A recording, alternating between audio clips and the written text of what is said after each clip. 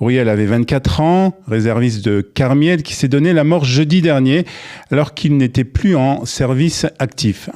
Le frère de l'un de ses amis tué à Gaza en février 2024 a écrit une phrase qui résume peut-être tout le problème. Les soldats peuvent rentrer chez eux en bonne santé physique tout en portant des blessures que personne ne voit. Après un premier examen, Tsahal estime que les circonstances de la mort d'Auriel pourraient être liées à son service militaire. Le phénomène est évidemment difficile à mesurer. Tous les suicides de soldats ne peuvent pas être automatiquement attribués à la guerre et les chiffres bruts doivent être maniés donc avec prudence, notamment parce que le nombre de réservistes mobilisés a considérablement augmenté depuis le 7 octobre. Tsahal le souligne lui-même, mais la tendance reste préoccupante. En 2023, 17 soldats se sont suicidés.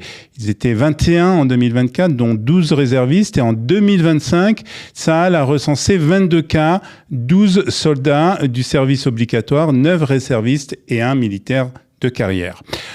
Et en 2026, la tendance se poursuit. Au 9 août, le quotidien Haaretz recensait déjà au moins 18 suicides parmi les militaires en service actif depuis le début de l'année. Mais ces chiffres ne racontent qu'une partie de l'histoire. Parce que lorsqu'un réserviste rentre chez lui, enlève son uniforme, puis se suicide, quelques semaines ou quelques mois plus tard, il ne rentre plus automatiquement dans les statistiques des suicides de soldats en service. Fin 2025, l'armée avait identifié séparément 15 soldats ou réservistes ayant participé à la guerre et qui s'étaient donc donné la mort après leur démobilisation. Et c'est justement là que se situe l'un des grands défis. Un réserviste peut passer en quelques heures de Gaza ou du Liban à son salon, à ses enfants et à son travail. Sur le front, il y a la mission, il y a les camarades, il faut agir, il faut rester en permanence sur ses gardes. Puis il rentre chez lui et parfois c'est justement lorsque tout se calme que les images remontent.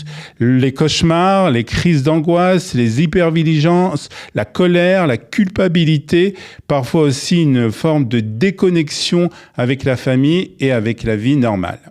Les témoignages recueillis ces derniers mois en Israël décrivent précisément ce phénomène. Certains soldats continuent à fonctionner normalement pendant les combats et commencent à s'effondrer une fois revenus chez eux.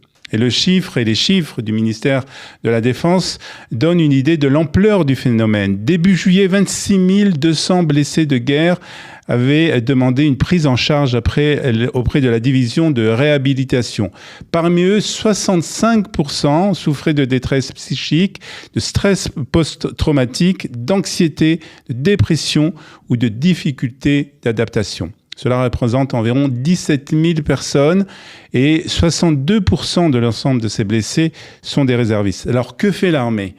Tsahal a considérablement renforcé son dispositif de santé mentale. Davantage d'officiers spécialisés ont été recrutés, des professionnels de santé mentale ont été affectés aux brigades, et puis une ligne d'aide fonctionne 24 heures sur 24. Des responsables de la prévention du suicide ont été nommés dans les unités. L'armée a également lancé une campagne Lo Levad, pas seul, avec une idée importante, ne plus attendre seulement que le soldat demande lui-même de l'aide.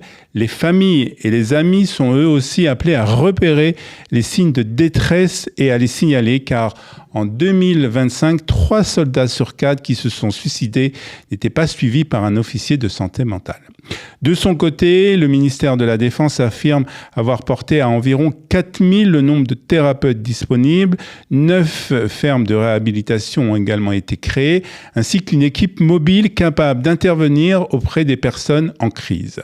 Et depuis les recommandations de la commission Moti-Almoz, l'armée peut également prendre l'initiative de contacter la famille d'un réserviste qui s'est suicidé après son service lorsque les circonstances semblent liées à la guerre et l'accompagner dans une demande de reconnaissance auprès du ministère de la Défense.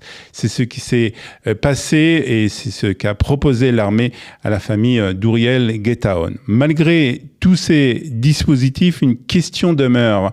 Comment repérer celui qui ne demande rien ? celui qui continue à travailler, à sourire, à s'occuper de ses enfants, alors que quelque chose s'est brisé à l'intérieur. La mort d'Uriel Getaon rappelle cette réalité difficile. Pour certains soldats, la guerre ne s'arrête pas lorsqu'ils rendent leur arme. Le défi pour Israël n'est donc plus seulement de ramener ces réservistes vivants du champ de bataille, c'est aussi de les aider à revenir réellement chez eux.